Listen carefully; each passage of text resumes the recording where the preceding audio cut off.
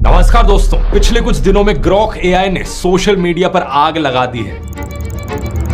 जिन झूठी खबरों और प्रोपेगेंडा को फैलाने में गोदी मीडिया और आईटी सेल के मजदूरों ने सालों का समय लगाया, लाखों व्हाट्सएप फॉरवर्ड्स भेजे लोगों के फोन में, सबका सब एक ही दिन में दूध का दूध और पानी का पानी कर दिया इस एक आर्टिफिशियल इंटेलिजेंस के सॉफ्टवेयर ने।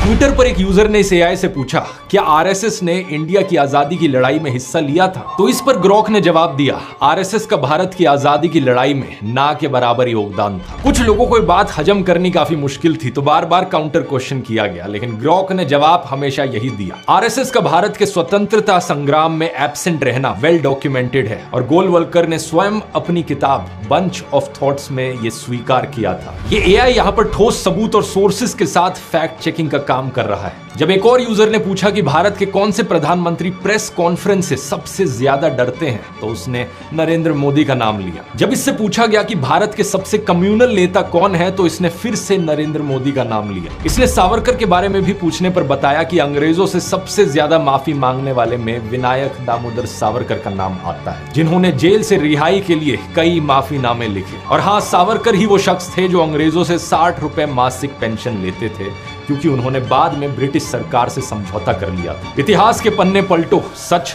वही मिलेगा। जिन लोगों ने असलियत में इतिहास को पढ़ा है, उन्हें ग्रॉक के इन जवाबों में कुछ गलत नहीं लगेगा। लेकिन हैरानी वाली बात यह थी कि ग्रॉक यहाँ कितने सटीक तरीके से बोलचाल की भाषा में फैक्ट चेकिंग का काम कर रहा था। कुछ लोग इसके जवाबों को देखकर इतना इरिटेट हो गए कि ग्रॉक को कांग्रेस आईटी सेल से कनेक्टेड बताने लगे। मजाक नहीं कर रहा, इस ट्वीट को देखो। इस पर एक दूसरे एआई चैटबॉट परप्लेक्सिटी से पूछा गया, तो उसने कहा, भाई ये तो ऐसी बात हो गई जैसे कि Elon Musk secretly Rahul Gandhi का सोशल मीडिया मैनेजर बन के काम कर रहा हो। जब ग्रॉक से पूछा गया कि तुम्हें आरएसएस बीजेपी वाले गाली क्यों दे रहे हैं, तो उसने जवाब दिया कि लगता है आरएसएस बीजेपी वाले मुझे गाली इसलिए दे रहे हैं क्योंकि मैंने उनके स्कैम और प्रोपेगेंडा को बेनकाब किया। ऐसे में एक सीरियस सवाल जरूर उठता है, क्या ग्रॉक जैसे एआईज कहीं सही में तो बायस नहीं है बीजेपी के खिलाफ? क्या ऐसे एआई चैटबॉट्स फैक्ट चेकिंग करने के लिए एक रिलायबल टूल बन सकते हैं? आइए समझते हैं इस मुद्दे को गहराई से आज के इस वीडियो में।